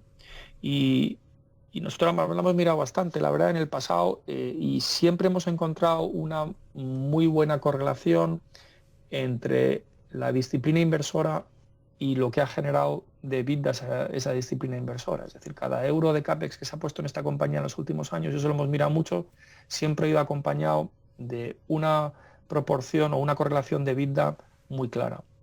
Y no entendemos o no vemos por qué ahora eso no se va a seguir produciendo. Porque creemos que el equipo de gestión es muy bueno, está muy encima de las cosas, y quizás lo único que nos preocupa no es tanto el contexto, sino el hecho de que esta compañía pues, se ha convertido en una compañía muy internacional en poco tiempo, ¿no? Es decir, una compañía que ha pasado a tener 50 a 100 fábricas por el mundo pues, en un espacio muy corto de tiempo, y eso en algunos casos te lleva a que tengas que modificar tus estructuras de gestión pues, para poder abarcar y controlar todo de una manera correcta, ¿no? Y eso requiere dimensionar la compañía y dedicar recursos a no solo a crecer, sino a controlar ese crecimiento y a la ejecución de ese crecimiento. Pero más allá de eso, la verdad es que estamos muy tranquilos y pensamos que esta es otra de las compañías claras que está en un sector poco querido y mal valorada. Y otra vez me he vuelto a extender muchísimo. Para nada. Y ahora, para terminar el tema así de posiciones, ¿quieres comentar así algunos errores? Errores hemos tenido muchos. Hemos tenido errores, pues mira, recientemente, quizás de los más clásicos españoles, pues mira, uno ha sido el caso de HL, donde realmente lo que nos encontramos es en un momento determinado con unas valoraciones que nosotros creíamos que eran muy tangibles porque pensábamos que las posiciones de caja eran las que eran y que la valoración de los negocios era la que era, por resumirlo muy mucho, y nos encontramos con una realidad contable que a la postre se demostró que no era cierta, por muchas razones. Y este es un error que no es que nos costara muchísimo en rentabilidad, pero sí nos digamos, nos costó mucho en la parte psicológica, ¿no? Porque realmente, bueno, pues teníamos la sensación de no haber hecho debidamente y con diligencia quizás algunos deberes adicionales que deberíamos haber hecho, ¿no? Que eran difíciles de ver y bueno, pues eso nunca se excusa, pero bueno, pues es una lección aprendida. Hoy en día seguimos siendo accionistas, aunque con muy poco peso, porque bueno, hay una opcionalidad, hay una serie de recuperaciones de litigios y de venta de activos. Y bueno, pues creemos que a día de hoy ya está muy descontado en el precio todos los, elementos desconocidos del balance que fueron apareciendo en estos últimos 18 meses, ¿no? Un ejemplo muy similar, digamos, que para nosotros ha sido muy frustrante y que bueno, se resume un poco en que básicamente no nos contaron la realidad de la compañía en su momento. Fue el caso de Duro Felguera. Nosotros conocíamos bien esta compañía por diversas razones. Estuvimos invertidos muchos años, nos fue muy bien y en un momento determinado hubo un cambio de gestión que no nos gustó y desinvertimos, ¿no? Cuando se replanteó la ampliación de capital para intentar reordenar la compañía, se dimensionó un poco las necesidades que iba a necesitar la compañía para hacer la reestructuración y bueno, pues fuimos una serie de accionistas a esa ampliación de capital pensando que bueno, pues los números que se habían planteado quizás tenían algún margen de error, pero que con lo que se estaba haciendo de ampliación de capital pues sería suficiente para reordenar la compañía y volverla a poner un poco resetearla y ponerla otra vez en un nivel de actividad razonable. Lo que nos encontramos a los pocos meses es que, bueno, básicamente los números que el anterior equipo de gestión nos había presentado eran totalmente erróneos, por no utilizar otro término. Y bueno, pues nos encontramos con una ampliación de capital de 125 millones de euros y unas necesidades, digamos, de aportación de fondos que hubieran necesitado esos 125 millones de euros más otros 160 millones de euros. Porque bueno, pues había pérdidas no reconocidas en proyectos de diversa índole que sumaban esos 160 millones de euros. Y eso, pues evidentemente,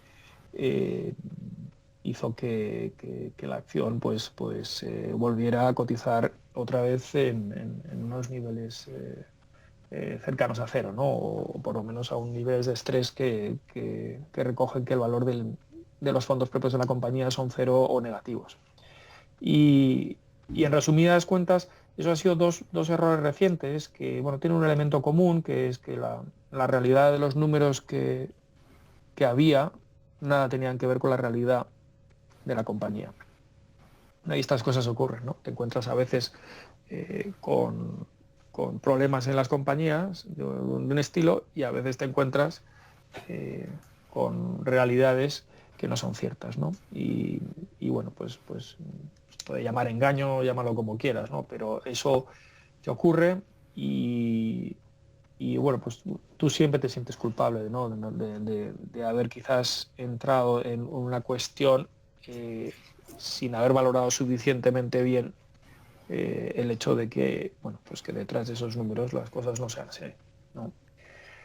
No estás exento de esos errores y no estás exento de que te vuelva a poder pasar con cualquier compañía, pero bueno, pues son lecciones y al final inversiones que te enseñan a mirar las cosas a veces con más recelo del que deberías, ¿no? Y esa es una de las principales reflexiones que yo por lo menos he sacado de estas dos. ¿Y ha habido algún error por omisión estos últimos 20 años que recuerdes yo tengo especialmente? Dos errores por omisión creo muy importantes. Uno ha sido Inditex, que además tuve la oportunidad hasta de participar en aquellos años en la colocación, porque yo trabajaba en aquel momento en BBV y hicimos toda la labor o parte de la labor de colocación de inversores la hicimos. Siempre me ha parecido una compañía espectacular y siempre he tenido la sensación de que cotizaba unos múltiplos elevados y siempre he tenido la percepción de que en algún momento la vamos a poder comprar a unos múltiplos razonables. Y bueno, pues han pasado, si no recuerdo mal, estoy hablando del año 2001 y estamos en el 2019, o sea que llevo 18 años mirándolo así. y no dejo de arrepentirme. Pero bueno, mira, estas son las cosas que pasan, ¿no? A veces las aproximaciones a la inversión value te lleva a que dejas de invertir en negocios muy buenos que casi siempre cotizan a múltiplos, que por alguna otra razón pues no te permiten invertir, ¿no? Porque tienes quizás demasiado arraigado el hecho de que no debes sobrepagar por algunos negocios, y en algunos casos esto te indica que no estás sobrepagando, ¿no? Sino que estás pagando una prima razonable por un negocio de una inmensa calidad, ¿no? Hay otra compañía que yo siempre me he arrepentido, que es una compañía que se dedica a hacer hornos industriales, que se llama Rational, que es una franquicia buenísima de hornos para la industria de la hostelería, con unas barreras de entrada brutales, con unos márgenes brutales, con una penetración brutal, con unos productos buenísimos y que bueno, pues la verdad es que esta es otra que estos últimos 15 años la he estado mirando de reojo siempre, nunca ha cotizado un múltiplo razonable y nunca la ha comprado, y no ha hecho más que subir y subir y subir su valoración, porque el negocio es tan bueno que no te lo crees. Uf. Hay Pero es otra una igual, realidad. no sé si la conoces, Middleby Corporation, No, esta no. estadounidense, multiplicó por más de 100. Sí. Pues esa Tiene un personaje. de las que hablo yo no han multiplicado por 100, pero ya con una fracción de eso ya me hubiera valido, ¿no?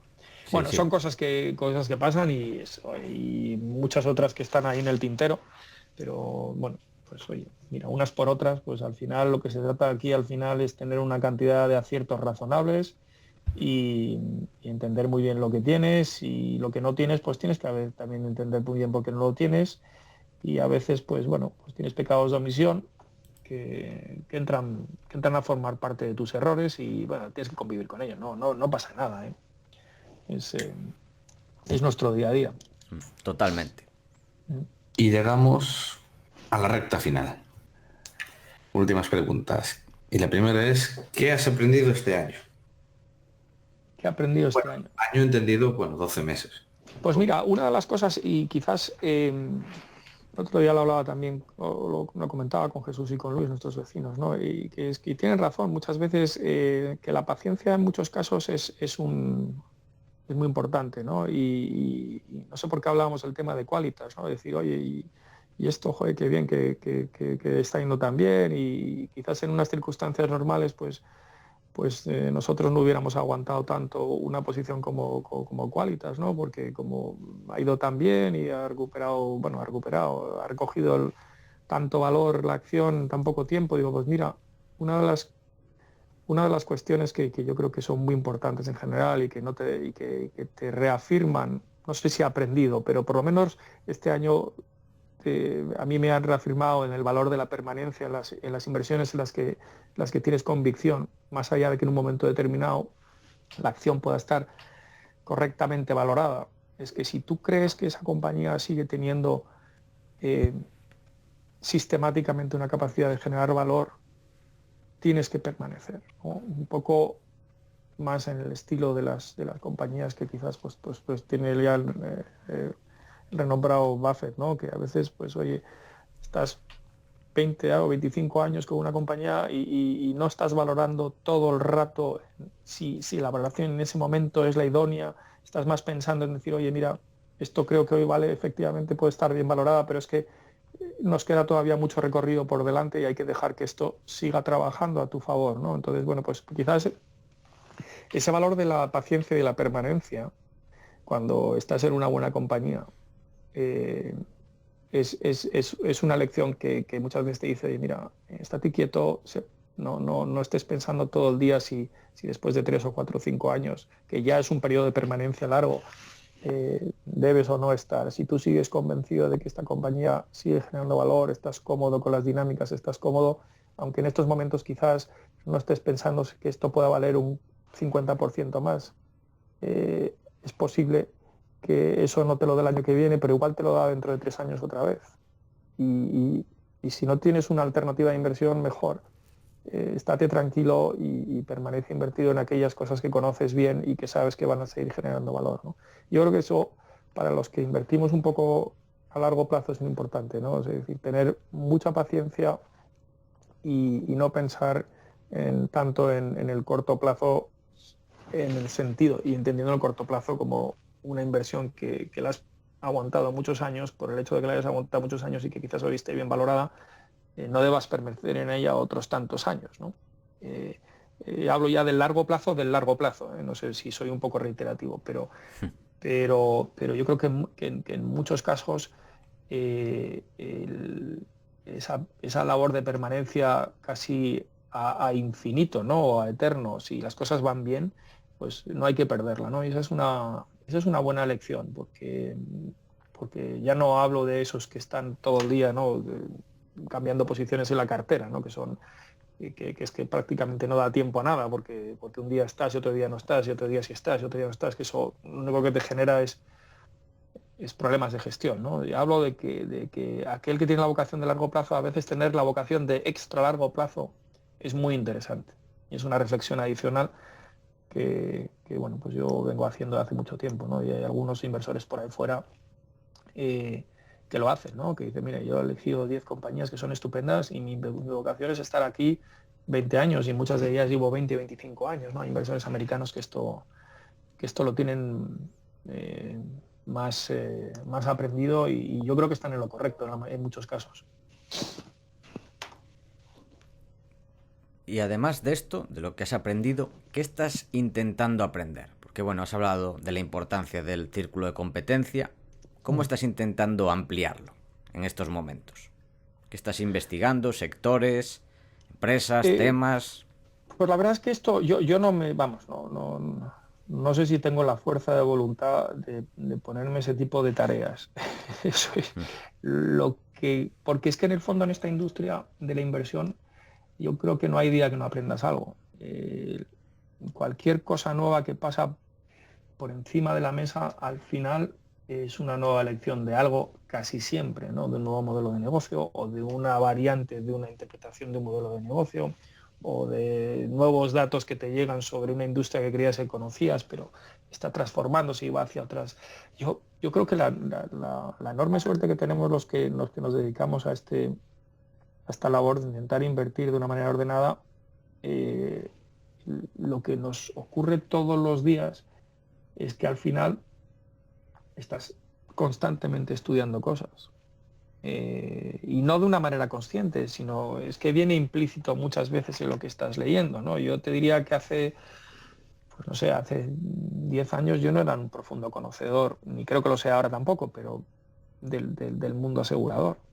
Y después de 10 años, pues hombre, has desarrollado algo que quizás no estaba en tus planes de conocimiento, pero te ha llegado porque te has encontrado igual con una compañía que te ha obligado a estudiar, ¿no? Hoy en día, pues cada vez quedan menos focos de industrias quizás donde no hayas dedicado un poquito de tiempo, porque cuando te llevas 20 años dedicándote a esto, pues de una u otra manera casi siempre has visto una u otra industria, ¿no? No lo sé, no creo que te pueda concretar nada específico desde el punto de vista de nuevo conocimiento, porque no trabajamos con unos planes específicos de pues ahora nos vamos a meter a entender mejor este tema, ¿no? Viene muchas veces, o la mayoría de las veces, dictado por el hecho de que has encontrado una compañía que quizás es un poco novedosa, que quizás tiene un modelo de negocio novedoso, que quizás tiene un sector que no conoces tan bien, y en ese momento pues te metes un poco de lleno a intentar entender bien qué hay detrás de ese modelo de negocio o de esa industria, ¿no? Lo que sí te digo, te contesto de otra manera, lo que no hacemos quizás es meternos a estudiar cosas que creemos que no vamos a ser capaces de entender.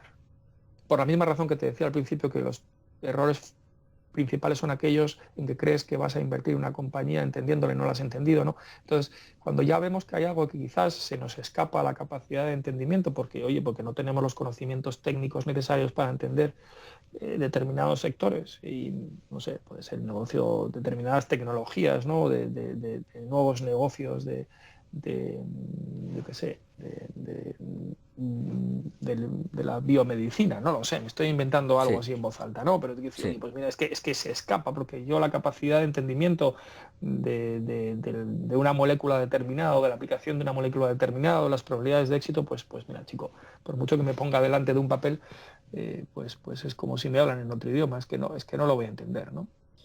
Y el resto es que la suerte que tenemos, yo te decía, es, oye, mira, todos los días aprendemos algo, todos los días de algún sector, de alguna cosa, de algún detalle. Eso es una suerte. Y sin tener un plan específico, es nuestro día a día. No sé si te he contestado, pero es que es la realidad. Si contara otra cosa, te estaría mintiendo, pero es que es así. Y toca la última cuestión: consejos y libros para inversores. Pues mira, consejos para inversores. Yo creo que, vuelvo a reiterar, yo creo que es un tema muy importante, es decir, entender cuando se invierte en una compañía, qué estás comprando, por qué lo estás comprando, por qué estás invirtiendo, intentar entender el negocio, intentar dedicarle tiempo a razonar si eso es algo que lo tienes bien entendido y que puedes realmente construir una tesis de inversión lógica con la que te encuentres cómodo, porque dominas en cierta medida las dinámicas básicas de ese negocio o de esa compañía. Lo segundo, evidentemente, es realizar un análisis financiero ordenado. Nosotros siempre miramos fundamentalmente la capacidad de generación de caja y cómo se traduce eso en una valoración, ¿no? Quizás, hay gente que utiliza otros sistemas, nosotros somos muy, muy prácticos en ese sentido. Y lo tercero es, una vez que has hecho ese análisis, sé paciente, mantente, sé permanente en tu inversión y deja que esa inversión que has hecho trabaje para ti. Olvídate de los ruidos de mercado, olvídate de todo el entorno, y ten confianza y fe en la labor que has hecho de trabajo de inversión. Y si tienes que revisitarla porque crees que ha cambiado algo, entonces hazlo. Pero siempre sobre la base de que aquellas hipótesis con las que tú trabajaste al principio tengas alguna razón importante para pensar que se han cambiado o que se han modificado, para bien o para mal. Pero no porque el entorno te afecte, sino porque realmente cuentas con una información diferencial o distinta a la que tenías en el momento en el que decidiste invertir, que te hace pensar en que o debes invertir más, o debes invertir menos, o debes irte. Es decir, nuevamente, no dejes que te influyan cosas en tu decisión de inversión que desconoces, solo deja que te influyan las cosas que realmente conoces y aquellas que te llevaron a invertir en una compañía determinada. Y yo creo que teniendo esas tres, digamos, requisitos más o menos ordenados, es decir, entiende bien el negocio, haz un análisis financiero ordenado y deja que trabaje para ti esa inversión durante el tiempo necesario, ya tienes muchas cosas a tu favor. Y en contraposición a esto, es justamente lo contrario, es decir, no invertir nunca en lo que no se conoce bien, no hacerlo si no has hecho una labor más o menos seria de entendimiento. Y si no entiendes ese negocio, no inviertas, porque si no lo entiendes, a la mínima de cambio, en cuanto la acción empieza a hacer algo raro y te vas a encontrar incómodo, lo único que vas a hacer es generar pérdidas permanentes de capital, con toda seguridad, porque la psicología inversora en ese sentido es aplastante, no te va a dejar permanecer ni un solo minuto. Y son caminos seguros de generar pérdidas permanentes de capital. ¿Y algún libro Aparte el de Howard Marks. Que pues Howard Marks es un poco, bueno, aparte de los clásicos, yo hay un libro que me gusta mucho, que no es tan financiero, pero creo que es una historia de, bueno, pues de casos de gestión muy interesante, que se llama The Outsiders, que probablemente lo habréis oído 1000 veces, ¿no? Sí, sí. De Thorndike. Y bueno, pues yo creo que es una historia muy buena bueno, pues de casos de gestores de compañías que han sido muy exitosos y que muchas veces esto te ayuda a entender muy bien, te ayuda a captar a veces muy bien cuando ves otros casos por ahí donde existe una labor de gestión que te llama la atención, ¿no? O sea, son muchos casos, ¿no? No recuerdo bien ahora si pues te está hablando probablemente de 7, 8, 9, 10 casos distintos, no sé, no recuerdo ahora bien. Y bueno, pues eso lo que te da siempre es un poquito de idea de cuando empiezas a leer una memoria o empiezas a leer una presentación de un equipo de gestión de una compañía nueva que no conoces, enseguida salen a relucir cosas sobre la calidad un poco de los equipos de gestión, ¿no? Y de los consejeros delegados o de los dueños de esa compañía, ¿no? Y bueno, pues este es el típico libro bueno, pues que te ayuda un poco a convivir con esos detalles, ¿no? Y dices, joder, ¿y esta gente por qué es buena? ¿No? Pues mira, es que tienen siempre hay elementos comunes, ¿no? Y pues porque están siempre metidos en el negocio, porque no se dejan manipular por los elementos que les rodean de mercado, ¿no? De presiones, de la acción, están siempre pensando en largo plazo, toman decisiones a corto que incluso no se entiende bien, pero, ¿sabes? Están siempre pensando en que esto va a generar valor a más largo plazo. Tienen una personalidad muy fuerte, están muy encima de los negocios, llevan una cultura empresarial muy al día. No sé, yo creo que son temas que son más cualitativos que cuantitativos, pero que este tipo de lecturas ayudan. Bueno. Y no sé si nos hemos ido muchísimo de tiempo, pero Nada. Hemos tocado unas cuantas cuestiones que desde luego son todas ellas muy entretenidas. Sí, pues 1 hora 45 que podría haber sido el doble. Pero bueno, podéis tener aquí toda la mañana hablando, desde luego. Pero bueno, encantados y habrá que repetir o incluso traer a Javier, si le das permiso para venir. Sí, cuando queráis repetimos y ampliamos y lo hacemos extensivo, que es a Javier, que vamos, que esto también puede hablar y siempre es más entretenido hablar todavía más gente, ¿no? Sobre estos temas porque salen siempre más cuestiones y siempre se enriquece más todo. O sea que encantado de repetir cuando queráis. Bueno, pues muchísimas gracias, Luis. Ha sido un placer y esperemos tenernos de nuevo en el futuro. Pues Paco y Adrián, un millón de gracias por vuestro tiempo. El placer ha sido mutuo y bueno, espero que esto se repita pronto. Adrián. Sí. ¿Algo que añadir? No acentúa. Así, punto final. Exacto. Oye, un placer. Muchísimas gracias. Muchas gracias, Luis. Esto ha sido todo hasta la semana que viene. Esperamos que te haya gustado el programa y queremos darte las gracias por estar ahí. Y también te agradeceríamos mucho que nos dieras las 5 estrellas en Apple Podcast, tu me gusta en iVoox, tu like en YouTube, que des al corazoncito en Spotify, ya que ayudarás a que este podcast siga existiendo y siga creciendo. Desde aquí, Paco y yo nos despedimos. Que el valor te acompañe.